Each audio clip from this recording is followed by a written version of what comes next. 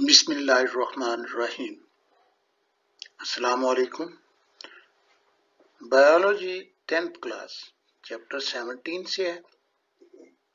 Genetic engineering के बारे में हम जानना चाहते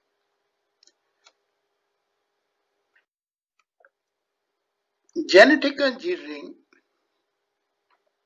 देखिए, एक तो लफ्ज हम बोलते हैं जेनेटिक इंजीनियरिंग, इसके लिए हम ये भी कह सकते हैं कि जो कि इसे मुकम्मल तौर पर डिफाइन कर रहा है recombinant DNA technology.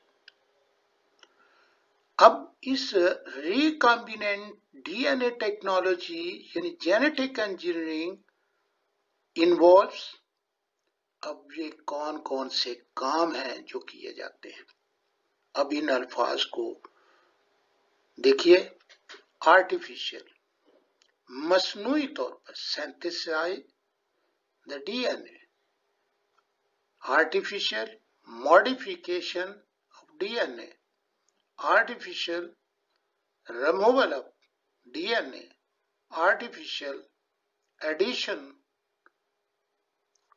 and repair of genetic material DNA ये करते हैं।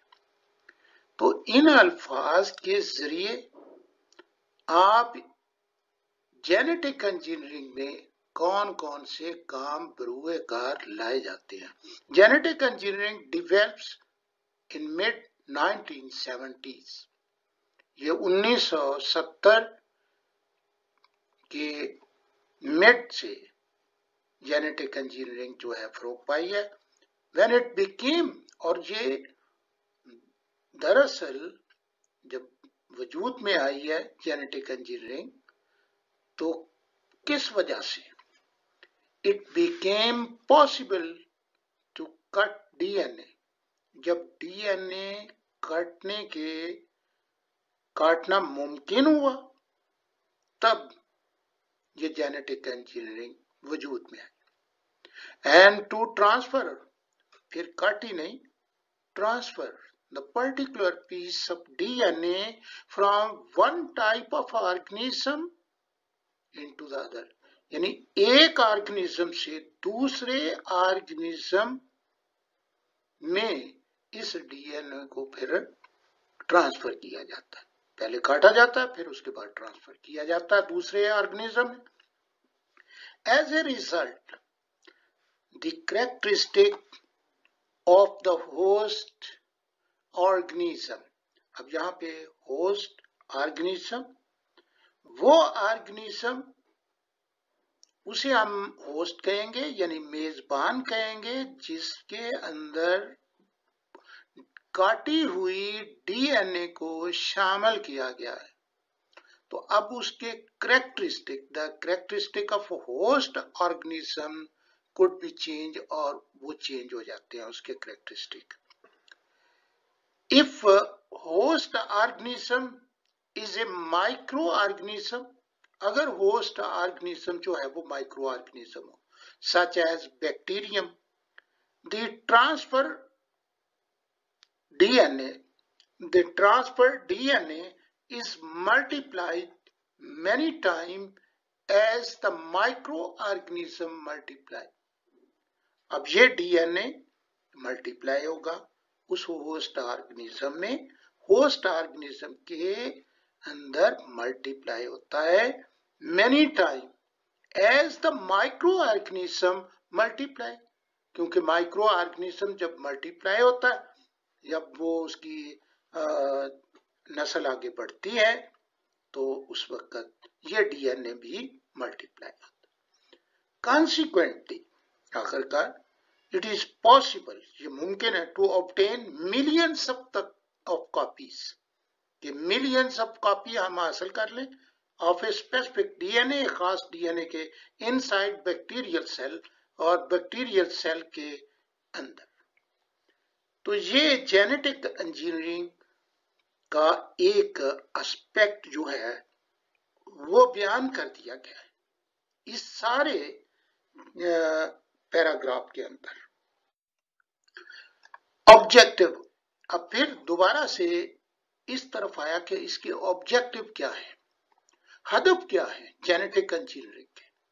The important objectives of genetic engineering are as follows. अब इसके ऑब्जेक्टिव ये है, isolation of a particular gene or part of a gene for various purposes such as gene therapy. अब देखिए, जब आप किसी जीन को अलहदा कर रहे हैं तो उससे काम क्या लेंगे? काम ये होगा जीन थेरेपी। जीन थेरेपी इस तरह जीन जो है वो किसी और ऑर्गेनिज्म में दाखिल किया जाता है, प्रोडक्शन ऑफ पर्टिकुलर प्रोटीन, और फिर ये है कि कोई खास प्रोटीन मॉलिक्यूल जो है वो पैदा करने के लिए भी हम इस जीन को इस्तेमाल करते हैं, उस जीन को जो अलहदा की गई है। जेनेटिक इंजीनियरिंग में हम उस पर्टिकुलर जीन को जो अलहदा किया है जीन थेरेपी के लिए इस्तेमाल करेंगे, प्रोटीन मॉलिक्यूल बनाने के लिए इस्तेमाल करेंगे, प्रोडक्शन ऑफ एंजाइम के लिए इस्तेमाल करेंगे, ड्रग्स के बनाने के लिए इस्तेमाल करेंगे, ऑर्गेनिक केमिकल्स बनाने के लिए इस्तेमाल करेंगे जो कि कमर्शियली इंपॉर्टेंट होते हैं। The production of varieties of the plant, और प्लांट की वैरायटीज जो है उनके प्रोडक्शन, यानी ज्यादा से ज्यादा प्रोडक्शन, वैरायटी, मुख्तलिफ किस्म की वैरायटी जो है, तो पर्टिकुलर डिजायरेबल करैक्टर उनके अंदर मौजूद होता है, ज्यादा यील्ड देने वाली जो प्लांट्स हैं वो प्रोड्यूस किए जाते हैं। Treatment of genetic defect in a higher organism, और हायर ऑर्गेनिज्म में जेनेटिक अगर कोई डिफेक्ट हो तो उसकी ट्रीटमेंट भी की जाती है। यहां आपने ज़हन में रखना है कि isolation of a particular gene या पार्ट ऑफ जीन आप ले लेते हैं तो उससे कौन कौन से मकासद और कौन कौन से ऑब्जेक्टिव और कौन कौन से हदफ आप करेंगे जीन थेरेपी के लिए, प्रोटीन बनाने के लिए, एंजाइम बनाने के लिए, ड्रग्स बनाने के लिए, ऑर्गेनिक केमिकल और वैरायटी ऑफ प्लांट बनाने के लिए, ट्रीटमेंट के लिए हम आप इस्तेमाल करते हैं। Now basic steps in genetic engineering, और genetic engineering में basic step क्या होते हैं? All the above mentioned objectives can be obtained by the some basic methodology such as, अब इसमें ये मेथोडोलॉजी है जो इस्तेमाल की जाती है, तो उसके बारे में ये बताना चाहता है। पहला स्टेप इसका होता है isolation of gene of interest. आप जिस जीन के अंदर दिलचस्पी रखते हैं उसको सबसे पहले आइसोलेट कैसे किया जाए, उसको अलग कैसे किया जाएगा, तो अलग करने के लिए ये तरीकेकार जो है ये लिखा हुआ है। In the first step the genetic engineering identified the genes of the interest in a donor organism। देखिए ये एक ऑर्गेनिज्म का सेल्स है, ह्यूमन सेल्स है, और इसके अंदर इस जीन को आइडेंटिफाई किया गया है कि ये वो जीन है जहां ये जीन पड़ी हुई है और इस जीन को कौन से क्रोमोसोम पर पड़ी हुई है और उसका लोसाई कौन सा है, और उस लोसाई से उसको अलहदा करने के लिए अब हम ये देखते हैं कि इसको अलहदा करने का क्या तरीके का इंटरेस्ट ऑफ जीन पहले तो शिनाख्त कर ली और उसके बाद स्पेशल एंजाइम इस्तेमाल किए जाते हैं कॉल्ड रिस्ट्रिक्शन एंडोन्यूक्लियस, और ये एंडोन्यूक्लियस कहलाते हैं। ये एंडोन्यूक्लियस जो है इस्तेमाल होते हैं कि उस जीन को काट देते हैं। द आइडेंटिफाइड जीन, ये मखसूस एंडोन्यूक्लियस होते हैं रिस्ट्रिक्शन के। अब हर जीन के लिए अलग अलग एंजाइम होगा। अब ये टोटल डीएनए से, डोनर ऑर्गेनिज्म से ये डीएनए का हिस्सा जो कि जीन कहलाता है उसको काट दिया जाता है, एंडोन्यूक्लियस एंजाइम के जरिए इसे काट लिया जाता है। अब देखिए यहां से इसने इंसुलिन बनाने वाली जीन को काट दिया और काटने के बाद ये इंसुलिन जीन जो है वो अलहदा हो गया। अलहदा होने के बाद अब नेक्स्ट स्टेप में वो क्या करेगा, ये था हमारा सबसे पहला स्टेप। और नेक्स्ट स्टेप में हम जाते हैं insertion of A gene into A vector. तो यहाँ पे एक बैक्टीरियम दिखाया गया। इस बैक्टीरियम के अंदर जो है ये प्लाज्मिड मौजूद है और इन प्लाज्मिड के रिंग को खोलने के बाद इनको यहाँ पर लगा दिया जाता है, एडजस्ट कर दिया जाता है। एडजस्ट करने के लिए यानी इसको सप्लाइज करने के लिए लाइगेज एंजाइम जो है वो उनको इस्तेमाल किया जाता है। तो आइए देखते हैं वेक्टर इज सिलेक्टेड। इसको पहले तो वेक्टर सिलेक्ट करेंगे for the transfer of the isolated gene. Gene जो अलहदा किया आपने उसको ट्रांसफर करने के लिए टू द होस्ट सेल में।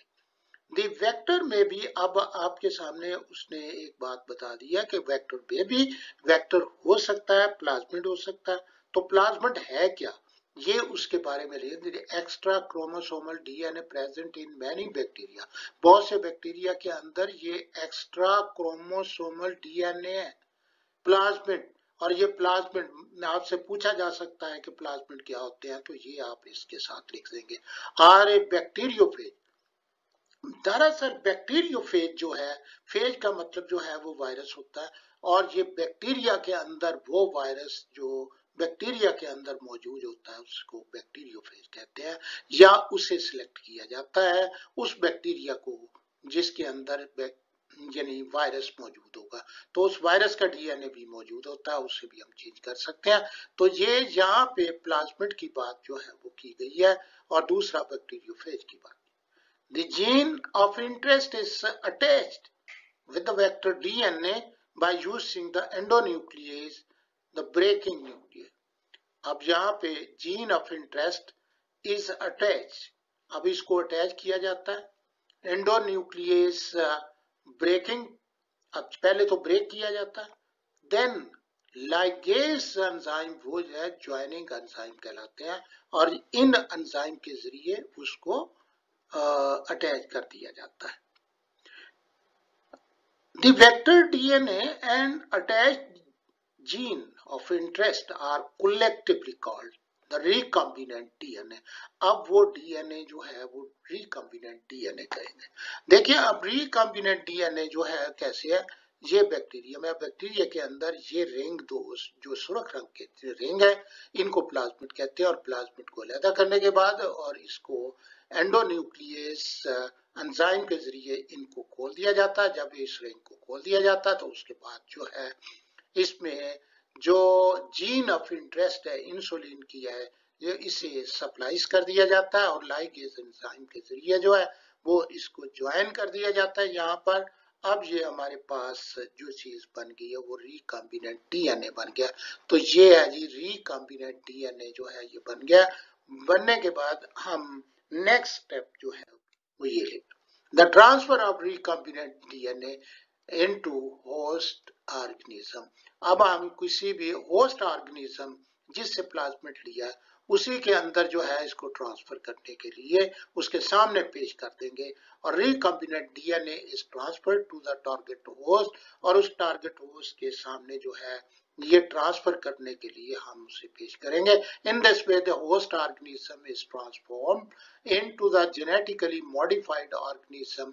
और यहाँ पे आपने ये देखा कि ये होस्ट ऑर्गेनिज्म जो है उसको निकल लेता है, इनगल्प कर लेता है, और उसके बाद ये ट्रांसफर हो गया। अब ट्रांसफर होने के बाद ये organism host organism genetically modified organism कहलाता है। इसे फिर जीएमओ कहेंगे कि इसके अंदर जो वो जीन है रिकॉम्बिनेंट डीएनए जो है वो दाखिल हो चुका है। अब ये हमारे पास जेनेटिकली मॉडिफाइड ऑर्गेनिज्म बन चुका है। ग्रोथ ऑफ जीएमओ और ग्रोथ ऑफ अब जीएमओ की ग्रोथ ली जाती है। तो GMO are provided suitable culture medium. अब हम कल्चर मीडियम जो है उसको लेंगे कि आपने ग्लूकोज पे है, लैक्टोज पे है, किस पर आप इनकी ग्रोथ जो है वो करनी है, तो वो मीडियम जो है वो हम इस्तेमाल करेंगे for the growth of the. अब as much copies of the genes of interest as needed, और ग्रोथ के लिए, for the growth to give as much copies of the genes of interest as needed। अब वहां पे जितनी हम उसको कॉपीज हैं वो दे देंगे, और देने के बाद जो है क्या होगा कि उसमें एक्सप्रेशन ऑफ जीन जो है वो शुरू हो जाएगा। अब उसमें जीएमओ जो है, जिनके अंदर ये डीएनए की कॉपीज मौजूद होंगी, जीएम, अब ये डीएनए मौजूद होगा, वो जीएमए जो है जीन ऑफ इंटरेस्ट उसके अंदर मौजूद होगी, and manufacture the desire product, और डिजायर प्रोडक्ट जो है which is isolated from the culture medium, और कल्चर मीडियम से ये इसको अलहदा कर लिया जाता है, और कई जनरेशन के बाद जो है वो प्रोडक्ट हमें मिलती है जिसकी हम ख्वाहिश रखते हैं।